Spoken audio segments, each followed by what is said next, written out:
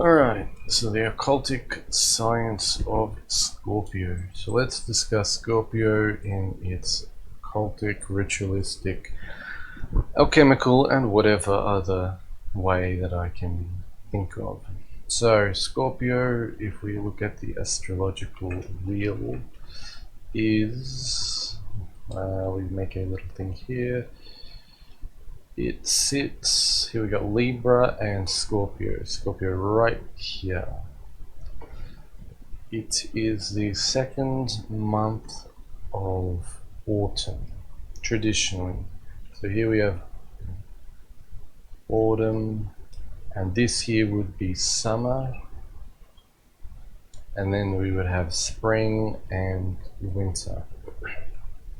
This is a yearly cycle, essentially, and each of these 12 would be a month. If I quickly draw this out for you, each of these is a month, and Scorpio is the month of the second month of autumn, where Libra's here, and we also have Sagittarius. So what happens during autumn? Well, around summer, around the end of summer, which is Virgo here, we start to harvest. Virgo, Libra. Similarly, the daytime, the daytime Passover. This is midday sun. This is midnight, and this is when the sun goes down. So it's kind of dark time. It's like, I guess Libra would be dinner time, you could think, and then Scorpio's after dinner. Now, the elemental kind of correspondences of Scorpio, it is a water and a sign of Mars. They also relate it to Pluto, which I forget I think Pluto is something, symbol looks something like that, I forget. But the elementally, it actually sits between water and earth, like in a practical thing. So water and earth, basically, if you have a pond of water, excuse me, you've got this pond of water, and within it is the Scorpio essence, which is a fertility essence of the pond. Now, what happens when water and earth mix together is that the water pulls soluble elements from the earth. It pulls a salt from the earth.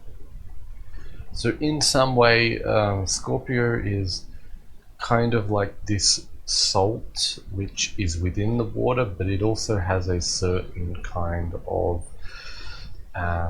natural thing to it, where what happens is this water starts to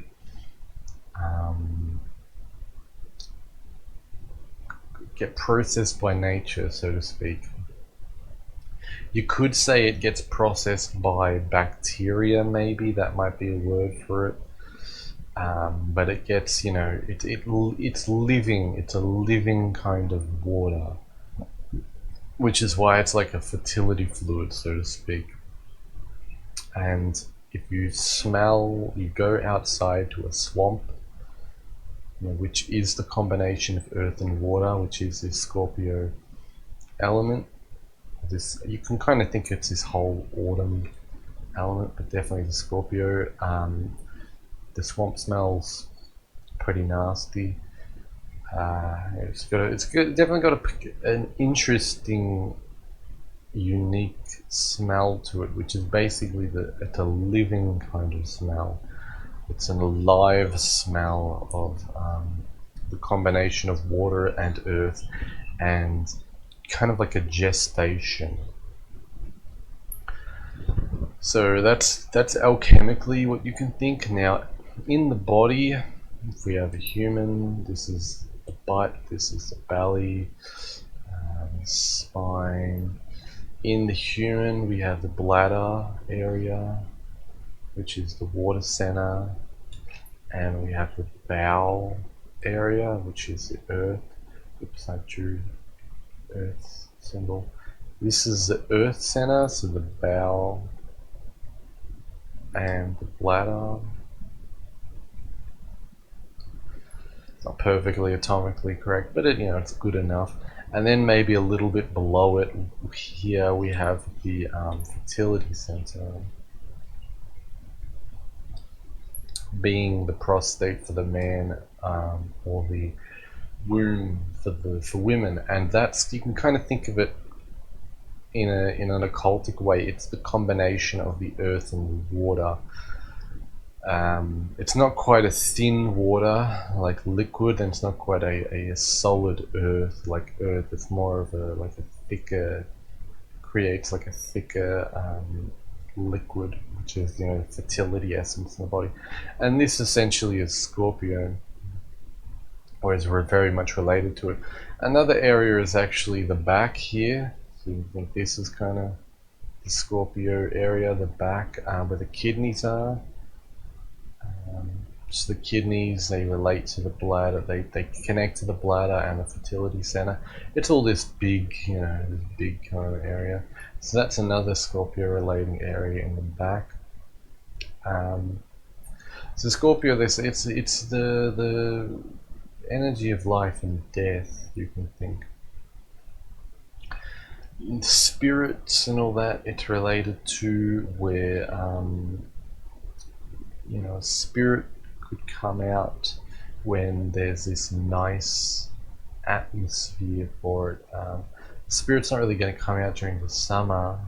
That'd be a light spirit would, but a cultic electromagnetic entity would of this era would be like a mistral being, a spiritual mistral being. So that relates to Scorpio, which is why it's kind of a spiritual time, so to speak. I think it's just a very easy time to summon dead into the world, because autumn is when it gets a bit colder, a bit darker, a bit more. There's a bit more humidity in the air usually during autumn. There's somewhat. It's not quite as dry as winter or summer. So humidity is usually high, so the air is kind of vaporous and thick to summon spirits and such into it. That's one way you can think about it. So yeah, the generation and gestation of life being the fertility element, and Scorpios being very internal.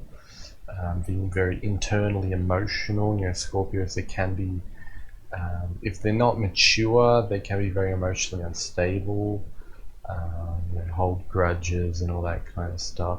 The more mature ones are fine. They're usually very, they're good people, decent people, stable people.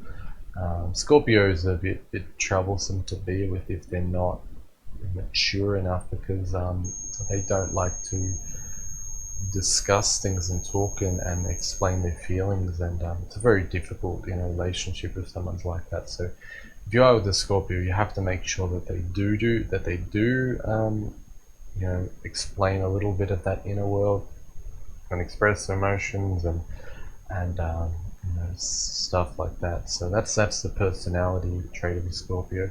Otherwise, it can create a very good. It can be good for a rising. Scorpio rising can be a good person because they're very trustworthy. They're usually very no nonsense and such. Scorpio moon can be a bit difficult for the person, but they can be okay people if they can handle their moon sign. Another thing I want to get into is like the creation of homunculi, which relates to this fertility essence and this Scorpio idea. And also the old alchemical idea, they would call the semen of something, or the seed of something. That didn't mean actual seed. Which was basically, I believe, this idea of the water-soluble salt. What is water-soluble was was related to that there. But for homunculi, how does a baby grow? A baby grows in a space. It needs masculine essence, which is semen. It needs feminine essence as well. So it's kind of like this yin yang, so to speak, idea. In the old times, they believed it was a combination of the female essence and the male essence. So like the fluid from a womb and the fluid from the male, male's genitals and such. And who knows? Maybe there's some truth to that, because now we just have this very small idea of a little egg, a little tiny microscopic egg, and a tiny microscopic sperm. But where does that egg and sperm lie? Wouldn't it lie within the fluid, you would assume? I don't know. I haven't done enough experiments, but that's where I would assume. So just say if you're trying to make a homunculus, I would assume you would get the fluid from both of those um, polarities or genders, and then you need to house them in a space.